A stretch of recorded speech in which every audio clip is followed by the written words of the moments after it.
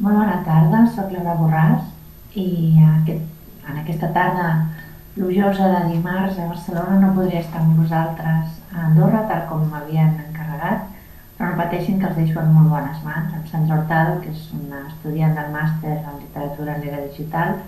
que està treballant en aquests moments en la seva tesi en aquestes qüestions i que és una col·laboradora ajudant de recerca del grup que dirigeixo del grup Armanella. La veritat és que quan vam rebre aquest encàrrec de la biblioteca ens sembla fascinant que també les biblioteques, tothom en general, estigui capbussant-se ja en aquesta nova realitat que a tots ens envolta, que és la realitat digital. M'agrada parlar a vegades de la literatura digital, de tots els canvis que està patint la literatura, encara que diguem el verb patir, que ja té unes connotacions específiques, no? De caràcter negatiu, però simplement està experimentant un conjunt de transformacions que són fruit precisament dels canvis que ens ha tocat viure, de la generació internet, de la revolució que representa internet. I jo vull parlar de la literatura digital tot sovint com la frontera, l'última frontera que hem de creuar, no? Que hem de descobrir.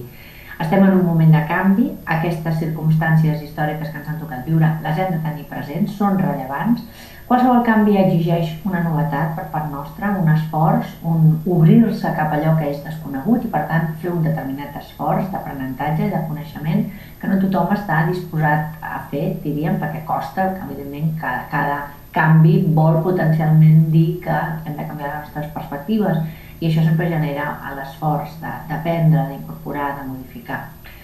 Davant d'aquests canvis podem tenir l'actitud apocalíptica de dir això està acabant amb el món que coneixem, tot el que valia la pena preservar del nostre context cultural s'està perdent, engolit per la velocitat en la qual vivim, aquesta època d'acceleració cultural de la qual ha parlat Paul Virilio, per exemple, perquè tot passa molt de pressa, perquè vivim vides simultàniament, en digital, en presencial, complementàriament. Tots aquests canvis poden generar angoixa i per tant podem fer com els apocalíptics i composar elegies a tot un món que se'ns en va, un món que pensem que és el món de Gutenberg, com ha fet, per exemple, Steve Birkett, o podem tenir una mirada més històrica, més com que jo personalment em situo abans del llibre, com que jo sóc una persona que he treballat els manuscrits miniats i per tant la meva tesi doctoral va ser sobre les imatges de la bogeria a l'edat mitjana en els manuscrits i en els textos literaris, per mi el llibre ja és una tecnologia, una gran revolució, una màquina, i per tant si mirem les coses d'una perspectiva històrica una mica més ampla, ens adonarem que efectivament la impremta que ara ens sembla tan capital va ser una de les moltes evolucions, que hi ha hagut evolucions i hi ha hagut revolucions, i que la impremta va ser una revolució, com ara ens està tocant viure al món d'internet. Això sí, va ser una revolució en termes d'expansió del que seria el llibre, no en termes d'innovació en el suport llibre, perquè el manuscrit miniat, el manuscrit que ja trobem en la forma que actualment tenim els llibres,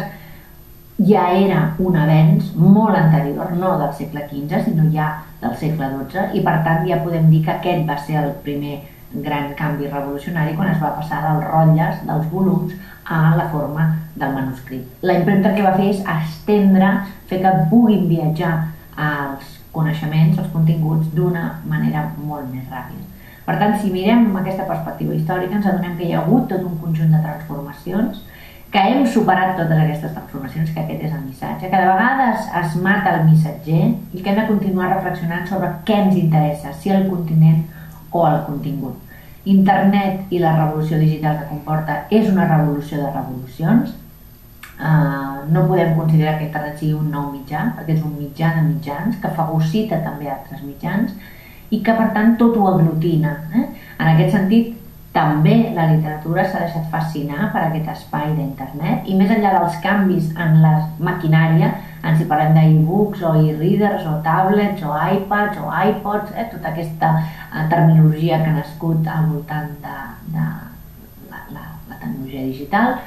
si anem més enllà d'això, hem de fixar-nos en veritablement les possibilitats expressives que aquest nou mitjà té. Com podem continuar explicant històries, com podem continuar fent valdre el valor de la paraula en aquest nou context digital. I per tant hem d'aprendre a llegir la pantalla, hem d'aprendre a llegir en digital, perquè cada cop més els textos transcorren en aquesta dimensió. Hem de ser conscients de quin és el canvi que s'ha produït, del pas del paper a la pantalla, i hem de veure altres formes d'experimentació formal, a nivell també de contingut, i veure com són aquests textos que són genuïnament digitals, o com podem donar un valor afegit a tots els textos que viatgen del paper a la pantalla. Haurem d'alfabetitzar-nos, per tant, digitalment, això és important que ho tinguem present, cal un mínim grau d'alfabetització tecnològica per poder desenvolupar-se, com ens va costar igualment accedir als continguts en el format paper. Pensem en com els nens aprenen a llegir. Pensem com necessiten anar resseguint amb el seu dit les línies, com si les lletres estiguessin en moviment, perquè primer els ensenyem les vocals, A, E, I, O, U, després els ensenyem les consonants en l'alfabet, i immediatament que els hem ensenyat aquestes cadenes, els ensenyem a trencar aquestes cadenes, a modificar aquestes cadenes i associar-les, de manera que els nens, quan comencen a llegir llibre, han de primer identificar la lletra aïlladament i després anul·lar aquesta diferència, aquesta singularitat, per posar-la acompanyada, al servei de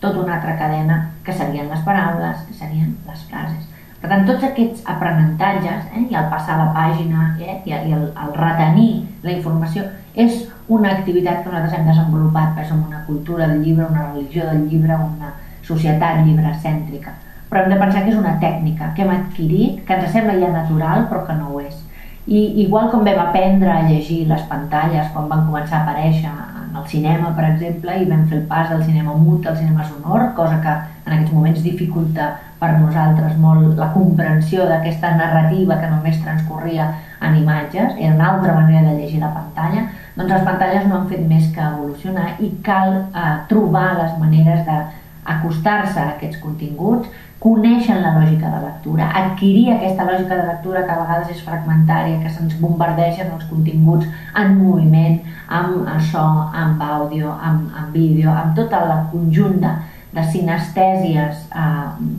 diríem, literàries que podem trobar a la xarxa a partir dels mitjans digitals, i cal, per tant, aquest grau mínim d'alfabetització tecnològica per ser capaços de fruir-ne en profunditat. Les idees de la literatura,